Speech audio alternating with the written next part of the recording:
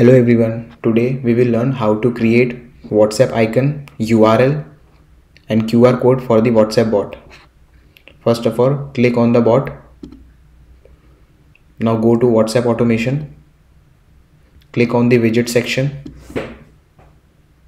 Here you will find the chatbot action, link and QR code. Click on chatbot icon.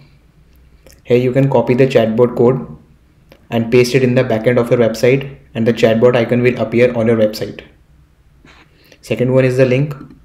You can copy the WhatsApp link and paste it on the website, and your customer will click on the link and redirect it to your WhatsApp. In QR code, you can download the QR code and paste it on your website. People will scan the QR code and will be redirected to your WhatsApp bot. Thank you very much.